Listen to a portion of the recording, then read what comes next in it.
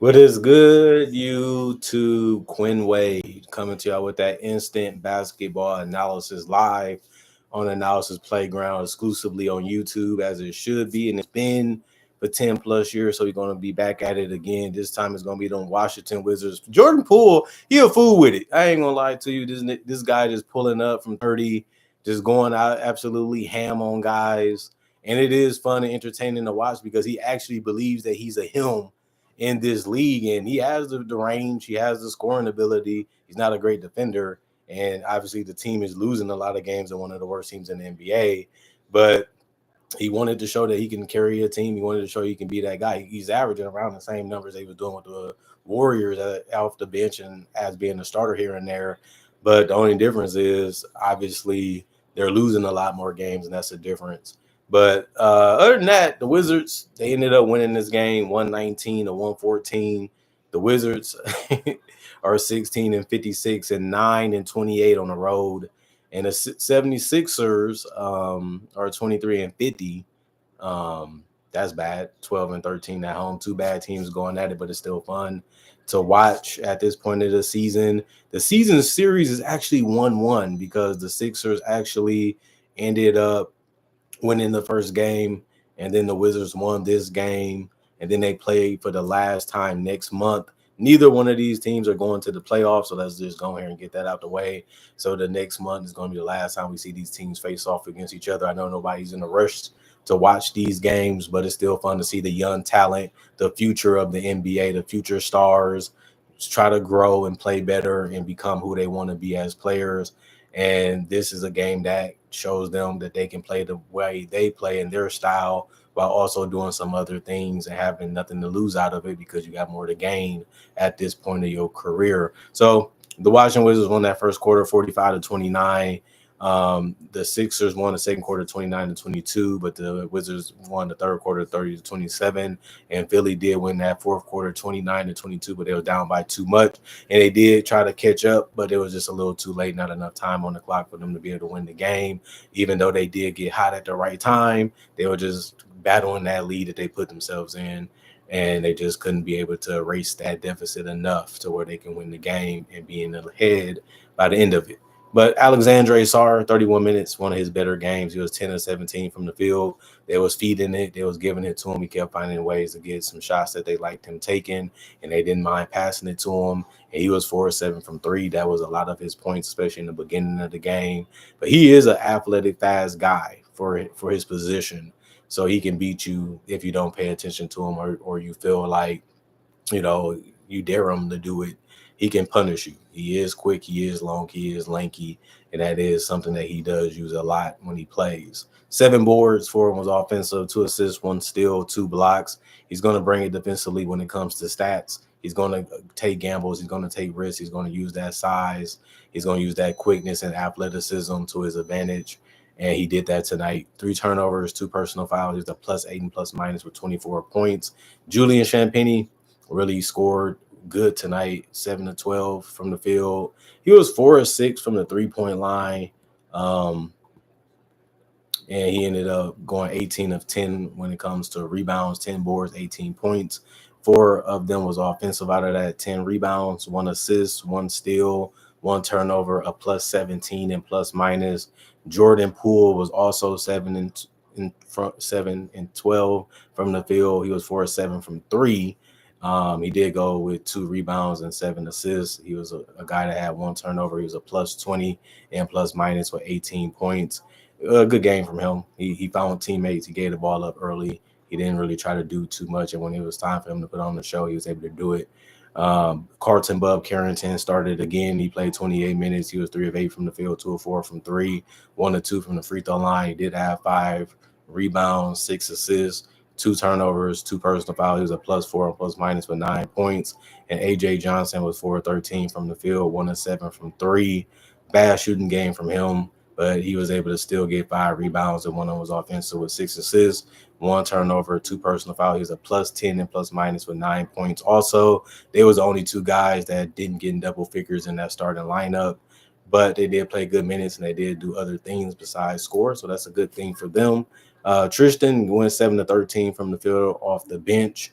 He did score 17 points, but he was 0 of 5 from three, left some money on the table for somebody else to take it. 3 of 3 from the free throw line, 6 rebounds, one of those offensive, 2 assists, 1 steal, 2 blocks, 1 turnover, 4 personal fouls for him in 23 minutes, 8 minus 8 and plus minus. I like what he did. Just a great game, one of his best games, probably his best game of the season, in my personal opinion. But it happens like that. Some games you make more shots, you get better looks, get better opportunities, and you just look better because of how your teammates helped you out or what you chose to do in this game compared to the other ones. JT Thor, 2 of 4 from the field, 0 of 1 from three, 0 of 2 from the free throw line, 4 rebounds, 2 of them was offensive, 1 assist, 1 block, -7 and plus minus 4 points.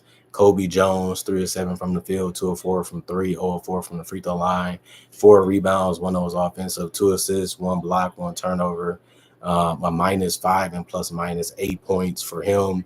And then Jalen Martin was 5 of 9 from the field, 1 of 3 from the 3-point line, 1 of 1 from the free throw line. He had 6 rebounds and 3 assists. He had 2 personal fouls. He was a -14 and plus minus, finished for 12 points. I like what he did too, like just being ready to score and knowing where to be at on the court, and just being able to finish off plays are just as important as creating your own shot or for opportunities for others. And he was able to do both. Same with Tristan, and that was just great performances from them. We don't really see that from them every day, but it was good to see it tonight, and that's what helped them win. The rest of the guys did not play, was ruled out before the game with injuries or just in general, because one guy just didn't play. He was not with the team for whatever reason that was. 48 of 95, 50% from the field, 18 of 44, 40% from three, 5 of 12, 41% from the free throw line. That was probably the worst thing they did.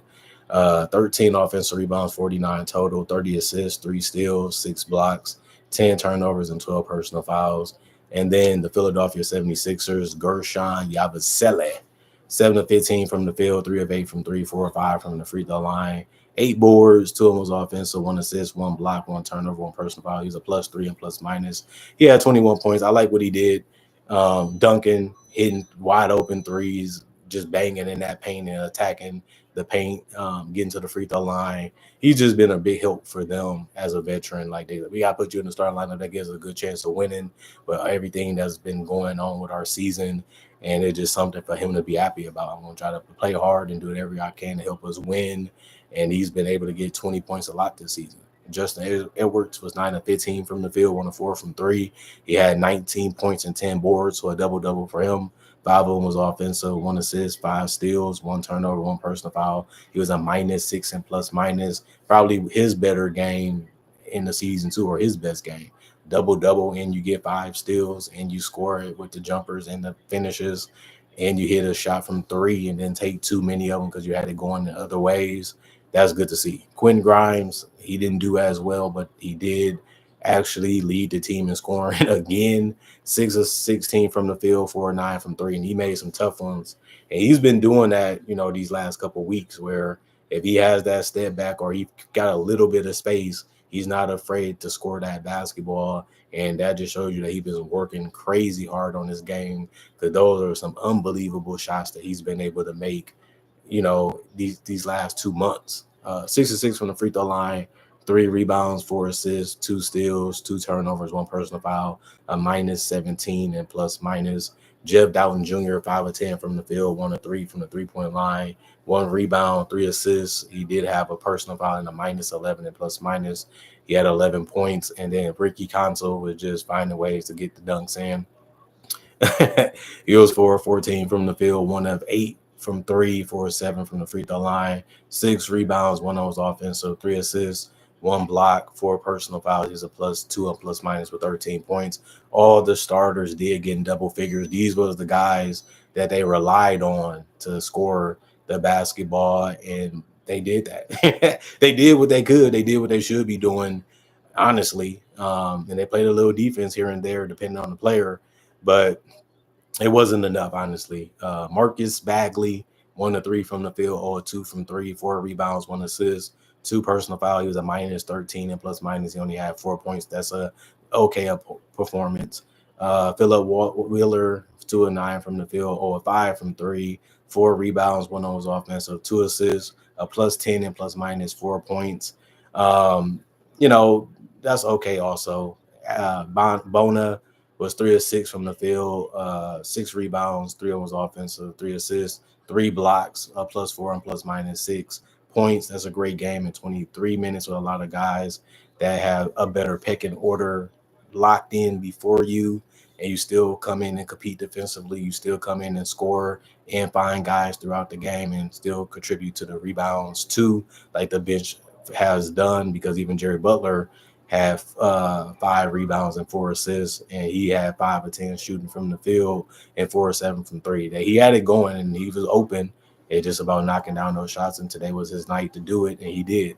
2 personal fouls, a +1 and ±14 points, like the entire bench tonight in scoring. Was the only guy in getting any double figures for the bench tonight. The rest of the guys didn't play, injuries, and that's why. 42 of 98, 42% from the field, 14 of 46, 30% from three, 16 of 20, 80% from the free throw line, 13 offensive rebounds, 47 total, 22 assists, 7 steals, 5 blocks, 4 turnovers, 15 personal fouls. And they did try to make that last late attempt to come back and win the game.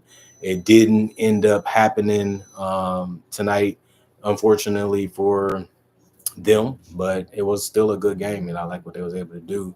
And the Wizards, I know they're happy. They had a terrible start to the season, a horrific start to the season, and now they're winning more games, and now they're trying harder. And then they made those trades to get Middleton and Marcus Smart to help this team out a little bit offensively and defensively, and giving them some leadership and give them something that they didn't really have, which is patience, and also people that wanted to compete. They needed more of those guys in this locker room, more of those guys on the team. They didn't play tonight, but they was able to win because these guys just look at the game differently, look at their roles differently, because that's this game is all about. Depending on who's out there playing with you and who's getting opportunities, anybody night can be that night. And the Wizards knew that, and they had a lot of guys that stepped up, and they was able to win a game that a lot of people thought they might lose. It's fair because they lost a lot of games this year. In Philly, they really want to win because they've been losing that much this year too. But the Wizards were the better team. They stayed ahead. They played hard after that beginning, and they was able to continue after that. Like 45 points in the first quarter just means you had it going, and then you was able to keep that lead throughout the game, even to the end. That's something that they have to continue to work on against better teams, but they were and was the better team tonight.